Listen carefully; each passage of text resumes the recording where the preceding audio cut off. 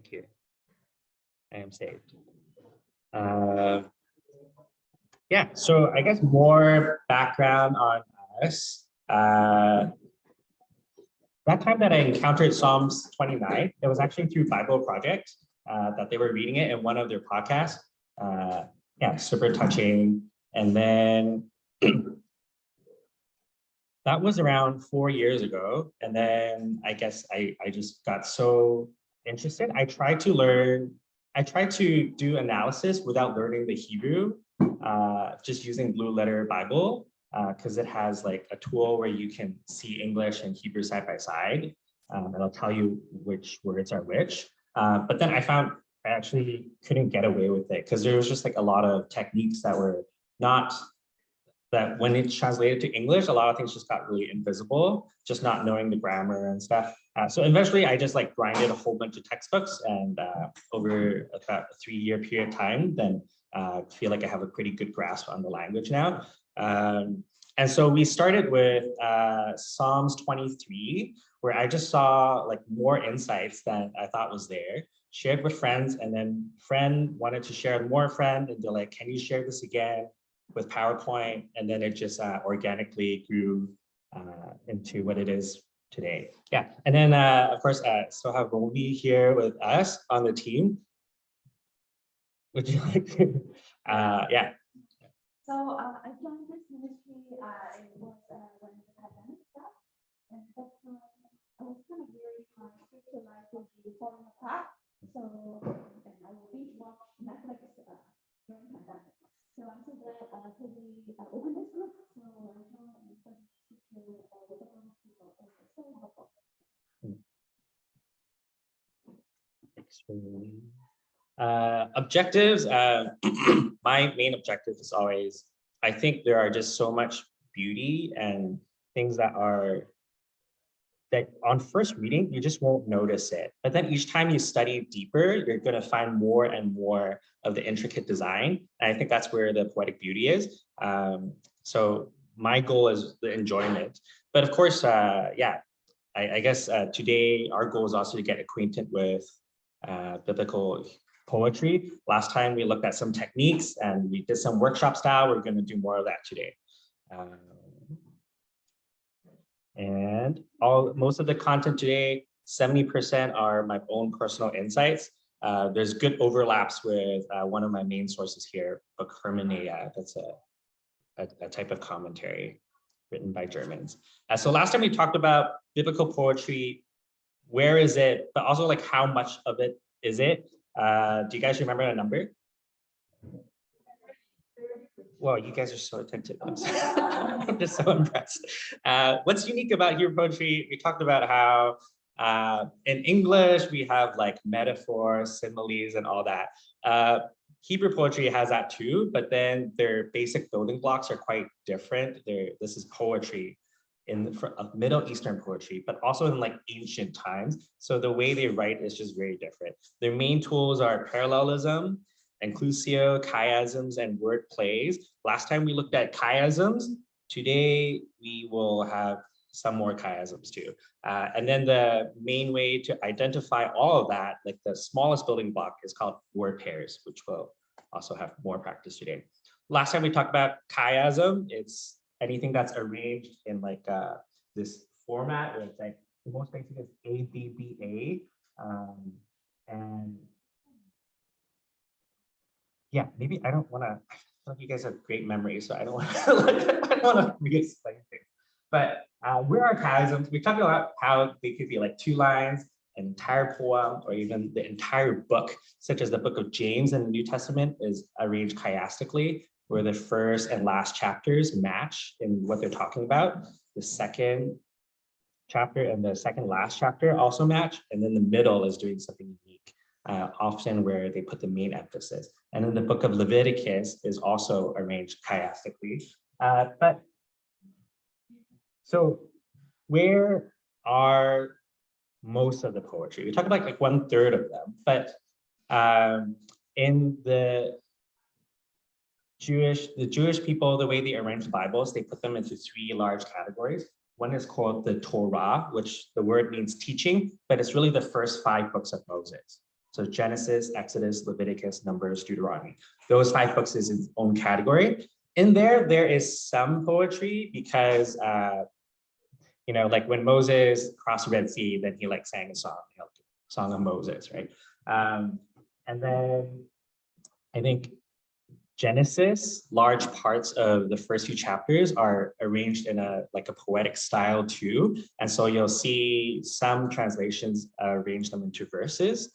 But that's not where most of it is. Writings is including all like Job, Song of Solomon, Psalms, Proverbs, and those are almost entirely poetry with no narrative component at all.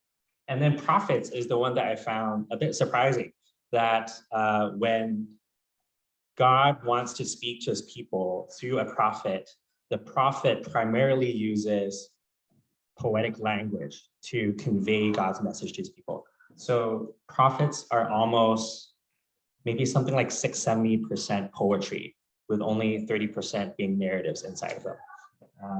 What do chiasms do? We'll look at this and have practice with it again today also, but it invites us to think about the outside parts individually and to think about the inside parts and then think about everything as a whole. This is a repeat from last time, but why do Bible authors use poetry? And I'll rely on Robert Alter, one of my favorite scholars, and this is what he says: poetry functions as the best model of intricately rich communication. It is weighty, forceful language. It is densely woven with complex internal connections, meanings, and implications. And again, some of the main benefits of studying poetry, this is my insights of having spent time with it. I think they're just really beautiful, that when I see those intricate designs, it just makes me happy. And so part of that, it makes me grow an admiration for scripture too, where it's so beautiful that I just want to keep looking and keep finding more of these treasures. And of course, hopefully last time we were able to see how it does help us interpret the passage and make connections that we would otherwise miss. And of course, it also unlocks an emotional experience. Last time we talked about how music and lyrics go together. If you just read lyrics on a black and white page, it could come across quite flat. And you also don't know the rhythm, right? Where the highs and lows are, where the chorus is. But then when the chorus is apparent, and you hear those music supporting the lyrics, the emotional impact is just way higher. And of course, when we have those emotional connections to a passage, those really sink into our memory and become part of our long-term memory. For all of the analysis we're going to do today, we're going to be using my own translation. The main reason is it simplifies the slides and the amount of explanation I need to do. And then my goal is to also make the poetic features more apparent. As I was working on this new, the next Psalms that I'm analyzing, I'm finding that sometimes the word order is really difficult to retain, because in Hebrew, they always like to put the verb first, and then they put the subject, who's doing the action next, and then they put the object last of what they're doing. And when you translate in English, sometimes I can't keep the word order at all. Like, it just doesn't make sense. But for poetry, it's actually a pretty important feature. So there's a tool that they do called fronting, where in almost any sentence, they always like to put the most important word in the front. And so if they're trying to emphasize the action, they'll talk about the action first, So preserving word order, word pairs, and word count. And how to use Toby's translation, of course, just as a reference. It is not the Bible, it is not God-breathed, and it does not replace other translations. Let's open in prayer. Father God, we thank you for this beautiful psalm that is just really well loved by all of us. In it, we can really enjoy learning about your beautiful involvement in our lives. I pray and ask that you give us a mind that can engage with your text and its complexities. You quicken this, quicken our mind, and we give this time to your glory. In Jesus' name we pray. Last time we talked about, this is Psalms 139, splits itself into four stanzas. The first three stanzas are structurally very similar. They all have two parts. It starts with a chiasm, and then the second part is something like a plot twist. But the plot twist is some like really interesting information that you wouldn't expect. So for the stanza 1, it talked about how God knows everything. But the plot twist is, what was the psalmist's response? Is actually kind of unclear. And it might even come across that he feels trapped or like God is overbearing, that he knows everything. His language that he used there wasn't super pleased. And so in stanza 2, he even has the hypothesis that maybe he could run away. But yet in that first part, he realizes that God's presence is truly everywhere. And so the plot twist there is he doubles down on escaping God. He said, if I can't escape from God, I'm going to try and hide from God. And so that's kind of where we landed last time, of learning about God's all knowledge and God's all presence, and then also deeply thinking about what is our response to it. So today we are starting stanza 3, which talks about God's all involvement and what is our response there. So here I'll invite Moni to read for us. So Psalm 139, verse 13 to 18. For you created my organs. You wrote me in the womb of my mother. I will praise you. For I am awesomely, wonderfully made. Wondrous are your works, and my soul knows it very well. Not hidden are my bones from you, when I was made in secret, and secretly hidden in the cities. My embryo you see with your eyes, and on my body, everything will be written. Days will be long, but not even 1 day. As for me, how precious also are your intentions, O God. How vast is the sum of them? If I should count them, more than 7 they will be. I still with you. Thank you, Moni. So part 1, part 2. In part 1, there are these 4 lines that I've highlighted in blue. They are arranged chiastically, and there's a lot of beauty there. So we're going to start by doing our exercise. The task is find the word pairs. There are 4 of them, and identify 2 chiasms. And try to stay in your group of 4. Yeah. So I think feel free to maybe like curve the seats a little bit.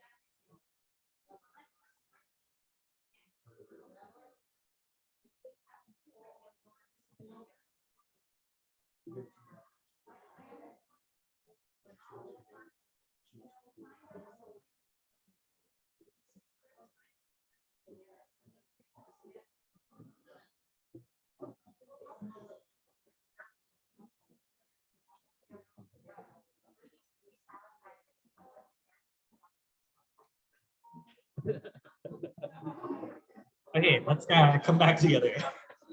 Gonna talk about italics. So you'll how are you guys doing with the word pair? Were you able to find at least 2 word pairs? Raise your hand. 3 word pairs. All 4. Yes, one group. And then I don't know, like what you guys chiasm. Does that word make sense? Is that a bit trippy? We'll see what it means when we look at the actual chiasm. Were any of you groups able to identify one chiasm? Yes. The second chiasm is more tricky. Okay. Yeah, Faith has noticed that there's an italics here. There's U, and with is italicized. This is a common convention in all translations that when the original Hebrew words do not have U and with, but with interpretation, it makes sense that, to fill in the English grammar and make it readable, you have to add words sometimes. So all translations in, like NLT, NIV, they would always italicize words that they have added using interpretation. So here's the first chiasm, ABBA, and they're from the word pairs. The word pair is not hidden, is paired with you see with your eyes. And then my bones is paired with my embryo, yeah? And then these 4 words are arranged chiastically in the sense that you start with the green words and you end with the green words. And then orange words are all in the middle, yes? And then, so there's another technique. I tried to do a lot of research, but no one's really put a name to it yet. So I'm calling it link words, but there are words that basically make you recall something from the past. And in this case, stanza 3 and 4, they love just throwing these words that make you think, I've seen this word before. So yeah, definitely engage your memory. The links here is, when it says not hidden, you recall in the previous stanza that the psalmist was trying to hide from God. He was hiding in the darkness. And then here, when it says you see with your eyes, the same thing is here, that God is light, and so you can't hide in darkness. And so therefore God can see everything wherever you are. So those are all implied with these keywords. So now we're going to move to the inside 2 lines. The next 2 word pairs are I was made and I am skillfully woven is a word pair. And then in secret, yeah. And then in secret and in the deepest earth is the other word pair. This is arranged in a parallelism in that it's a CD structure. There's no chiasm here. And the link word here is deepest earth. Recall that in the previous stanza, we talked about the word Sheol. The word Sheol, its dictionary definition literally means the deepest parts of the earth. It's where those people, when they die, they go. They don't really have a concept of hell, but they believe that after you die, you go into the earth. And then the grammatic, the way it's written, really reminds me of how in stanza 2 it says farthest sea, and here it says the deepest earth. So it's using one adjective that conveys the extreme distance. So when we put these all 4 together, then we see the big chiasm, where the outside terms are related and then the inside terms are related. But of course, these 4 lines are all about your birth, right? You were created in the deepest earth. That is actually a well-known imagery to talk about the womb, that they also in their ancient mindsets have a concept that people are created from dirt, like how Eve was, Adam and Eve were made from dirt. So dirt is closely associated with the birthing process. So the outside terms, they all remind us of how God knows everything. He sees and nothing is hidden. And that's related to how God knows everything. And then the inside term relates to God's all involvement and presence. Previously, when we talked about secret hiding place and the deepest earth, those are places where, regardless of where the psalmist is trying to hide, God was there because his presence was there. And then the red terms relate to God's active involvement, that he is skillfully weaving a baby together. So there's a lot going on in these 4 lines, but they mainly want us to meditate on how these 4 concepts are interconnected. God's knowledge, God's presence, God's involvement, and your birth. Yeah. I've tried to really funnel down everything to this one-liner, that even in the most hidden and extreme place, a baby inside the womb, God sees all and is actively involved, right?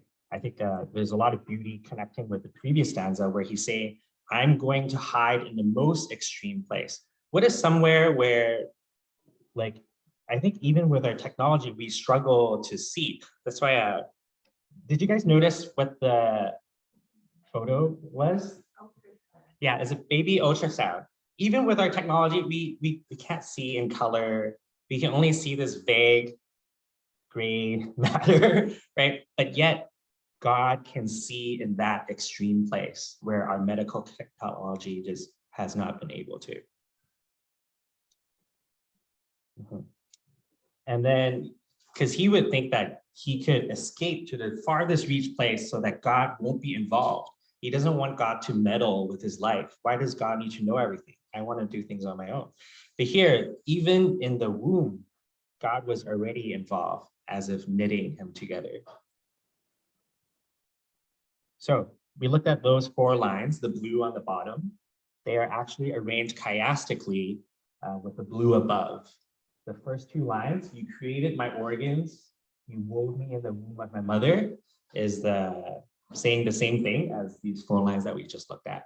But what's sandwiched in the middle is the highlight, the key point, that there's an attitude of praise, which is very new, that we haven't seen before in the other two stanzas. So it really stands out. I will praise you, for I am awesomely, wonderfully made. Wondrous are your works, my soul knows it well. And here he is referring to his birth process and God's involvement there. So yeah, that's pretty much our part 1. One of the techniques that the Hebrew writers use to show where a section starts and ends is they repeat something like a keyword or a key phrase. And they're here, and that technique is called an inclusio. So the repeated word here is "you create my organs" is matched with "the days are created," as if from the very beginning, your organs are created, and then in your future, all your days have also been created. And so this inclusio closes part 1.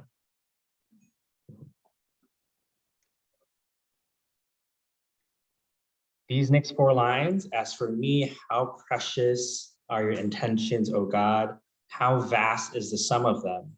If I count them more than sands, they will be many. I ended, I am still with you. Because this is a response to the section above, the significance here is that when we meditate and increase awareness of God's involvement in our life, that leads to a profound sense of gratitude and intimacy with God. So I'm going to invite you guys to close your eyes. I'm going to read this flexion section for us. Imagine God's hand intricately weaving you in the womb before you existed. Cell by cell, he causes them to grow. Bone by bone, organ by organ, muscles and tendons weaving together like a skillful weaver. Now think of all the other times in your life that you have noticed God's involvement. When have you seen his footprints in the sand?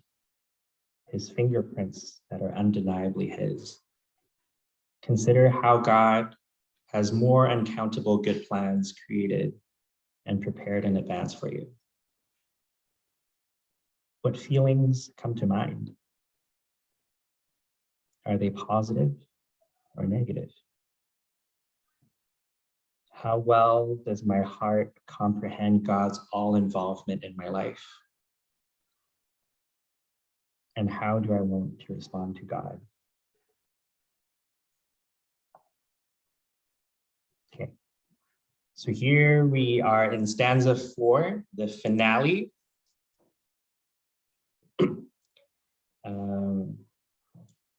They are written in 3 parts.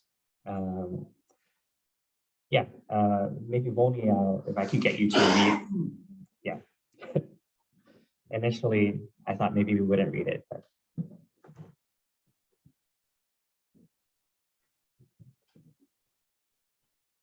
Verse 19 to 24. If only you would kill, O God, the wicked, and people of bloodshed, depart from me, who seek about you with wicked intentions. They take you as witness, your enemies. Listening against those who hate you, O Lord, that I hate, and those who rise up against you, that I know.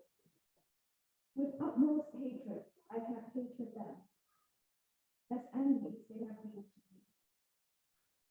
Search me, O God, and know my heart. Test me, and know my anxieties. And see if there is this way of idolatry in me, and lead me in the way of obedience. Thank you, Bonnie. So the first 2 parts, really strong, aggressive language against God's enemies. But then he ends with recapturing all the thoughts of the entire song. So I want to talk about structural analysis. This is from the Dead Sea Scrolls. And one of the late copies of the Bible that we have found in the Qumran caves. And what I want to note is this is actually the Psalm scrolls. And you'll notice here there's no lines, there's no stanzas. All the words are just bunched together in a wall of text. Yeah. They needed to save space in paper and ink. Maybe not ink, but so people who read the Bible in the early days before it was put together into our English translation, they needed to do something called structural analysis. And that technique is really just dividing the poem into stanzas. The parts that we talked about, they're actually called strophes. And then there's individual verse, like each line. This is important because it helps us helps with understanding. It shows us where one thought ends and a new thought begins. And it does something for our brain with how we categorize information. Similar to how when you see a new paragraph, you're ready for a new idea. Ancient Hebrew does not have punctuations, paragraphs, headings, chapters, and verses. Those are English features. Instead, Hebrew uses structural markers, something like a subject-object change, topic change. I know there's a lot of words here, but one of the main one is also using repeated keywords. So looking in the last stanza that we just went through, these are the structural markers it used. The first line is for you. And then part 2, you can see that it starts anew because it says as for me. And so it marks a topic change. And then also the other structural marker is we talked about the inclusio, where there's a matching term created in the very first part of part 1. And then there's created in the end of part 1, and that closes a section 2. Okay, and so our task here is to find the major structural marker. Why is this stanza split into 3 parts? So find the main structural marker. So timer for like 4 or 5 minutes.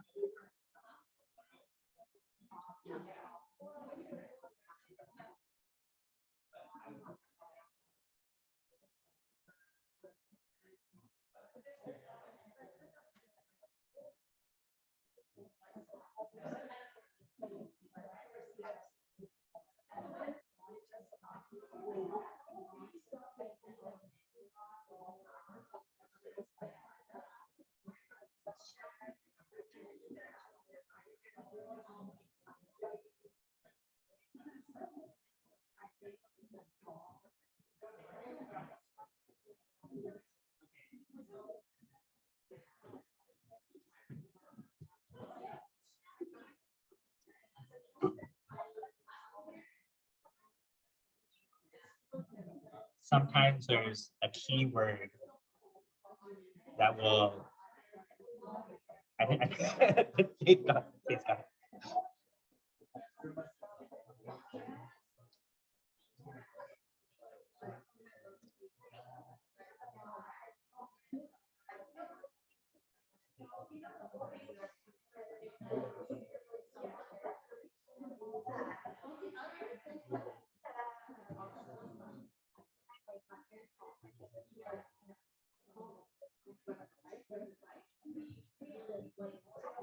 Okay, let's come back. Sorry, I'm cutting it short.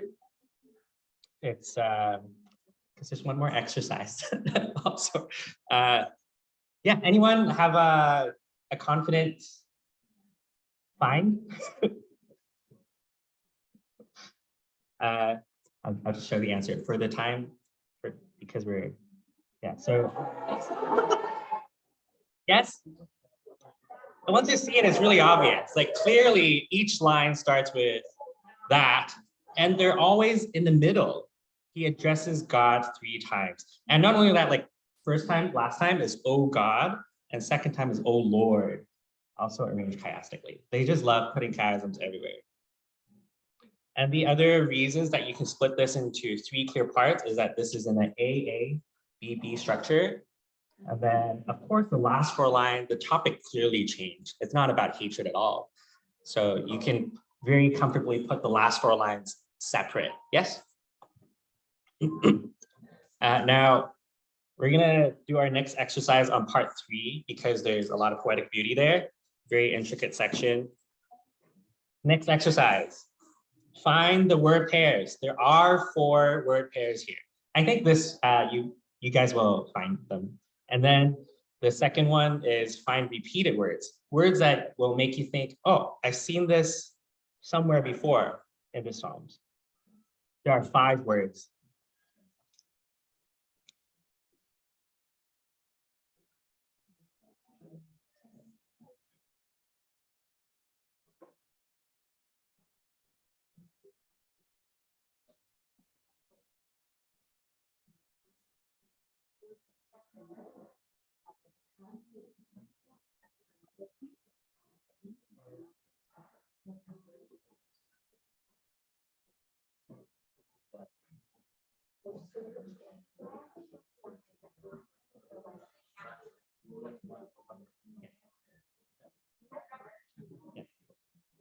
By definition, a word pair is not in the same line.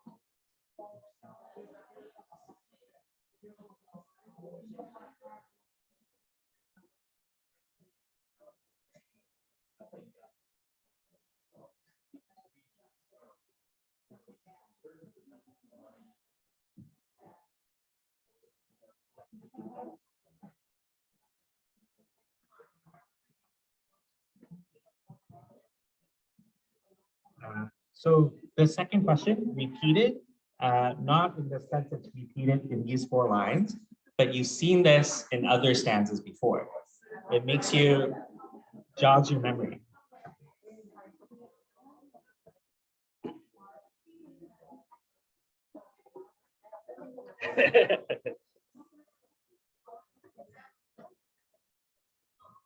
I know this is always a difficulty with long passages. It challenges your memory even more.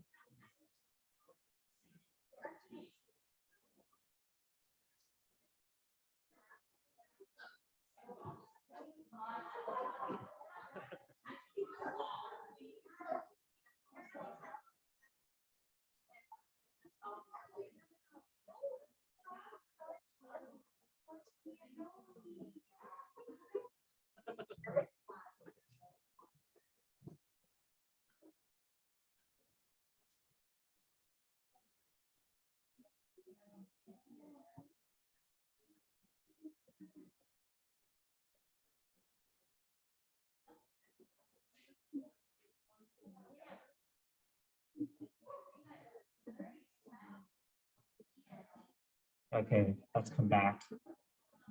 I'm very heartbroken because I see you guys so into it and I really want to give more time. But we're just limited on time. How many of you guys were able to find at least 2 repeated words? Yeah. 3 repeated words? 4? All right, I think that's where we are at. Okay, here are the word pairs. I think the color coding is pretty straightforward, right? It's just that's what it is. So I'll talk about the link words now. So search. Yes, okay, so search and know, a direct repeat from line 1, verse 1 in this whole Psalms. Okay, search, but the grammar is actually a little bit different because in stanza 1 it actually says, you have searched and known me. These are past tense, but these 2 are actually search and know me in a future tense. Small difference. Heart, it makes you recall that in this last stanza, he just talked about how all his organs were created by God. And so, of course, how awkward to be like, Lord, you know my heart. Of course, he knows it. He created it, you know. See, you know, God sees the embryo with his eyes. This was a theme of God seeing as a theme in stanza 2 and 3. Lead, this exact word lead is in stanza 2, where God, wherever you run, God's leading hand is there holding you. And then the word way in stanza 1, it says like, all my ways, you know, you intimately know. And of course, you know, stanza 2 is all about all the different directions that he could run. Yeah, so these are all making connections back to the previous stanzas. The significance out of these 4 lines is, God has always seen and known you because he was fully involved since your birth. So what's different here is that his attitude changed into something that's welcoming God. He's saying, I'm an open book. Search and know my heart, please. I welcome it now. It's a different response that we saw from previous. And also an attitude of surrender. Especially when he says, see if there's any way of idolatry in me. I don't want that, and lead me in the way of obedience. What I also want to explain here is, test me and know my anxieties. What is he anxious about? He's anxious that there's ways of idolatry in his heart.